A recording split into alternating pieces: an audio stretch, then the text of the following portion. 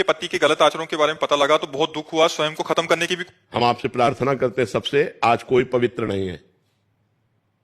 100 में अगर 1% की बात आवे तो उसमें भी हमें संशय रहेगा। ना बच्चा पवित्र है ना बच्ची पवित्र है। ईमानदारी से सुन लो, अगर तुम्हें अपने पति की गलती समझ में आई तो लौट के अपनी गलती देख लो।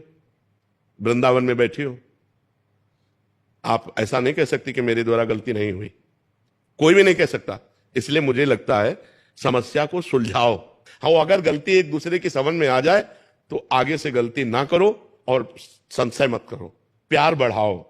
आप अपना इतना प्यार बढ़ाओ कि पीछे की गलतियां सब ढक जाएं। अगर एक दूसरे की टांग खींचोगे तो तुम्हारा जीवन संकटपूर्ण हो जाएगा, पक्की बात समझ लो। ये हम इसलिए कह रहे हैं ना कि आज का जो वातावरण चल रहा है उसमें अगर ये सोचो कि सती साध्वी पवित्र मिलना तो होगा कोई भाई, पर वैसा है दीपक लेके खोजना है, नहीं मुश्किल ही मिलेगा। और कोई बाल ब्रह्मचारी पति कि जब तक ब्याह नहीं हुआ तब तक वो कोई गलत आचर मिलना मुश्किल ही है।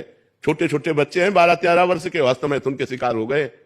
गंदी बात तो गंदी, मोबाइल हाथ में है, बड़े बड़े मोबाइल हाथ में, तो हर चीज सर्च करके वो गंदी सब बातें देख रहे हैं, गंदे आचरण देख रहे हैं। तो हमें लगता है कि गृहस्थी को संभालने के लिए और पति को प्यार करके ऐसा सुख संपादन करो कि तुम्हारी गृहस्थी न टूटने पावे, नहीं तो फिर कुछ दिनों बाद आपस में मनमुटाव बढ़कर फिर डिवोर्स वाली बात आ जाती है, फिर जीवन सब नष्ट हो जाता है, फिर नष्ट हो जाता है। इसलिए हमारी प्रार्थना है कि गलतियां सबसे होती हैं, क्षमा करना चाहिए अपने पति की गलतियों को या पत्नी की गलतियों को, और दोनों को प्यार से रह करके एक नया जीवन बनाना चाहिए।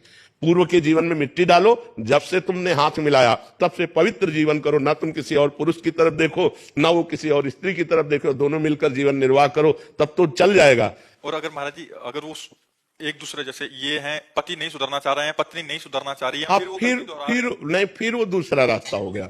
अगर नहीं सुधारना चाहते तो पहले सुधारने की चेष्टा करनी चाहिए, उसको प्यार देना चाहिए, फिर भी नहीं सुधर रहा है तो फिर रास्ता दूसरा हो जाता है। फिर तो जो मान लो जब तुम्हारी रति ही नहीं हमारे प्रति और तुम्हारा दूसरा ही मार्ग है तो फिर संबंध विच्छेद करके अपने जीवन की नई धारा चलानी चाहिए। अगर नहीं सुधरना चाहता, लेकिन अगर पीछे किया है और सुधर के चल रहा है तो अब तो सपोर्ट करना चाहिए और पूरा सपोर्ट करना चाहिए। किसी भी तरह उसको याद भी न दिलानी चाहिए कि आप गलत थे। लेकिन अगर आज भी गलती कर रहा है और हम सुधारने की चेष्टा कर रहे हैं और नहीं सुधर रहा है और वो गलत मार्ग का ही अनुसरण करता है तो फिर रास्ता दूसरा आ जाता है कि आप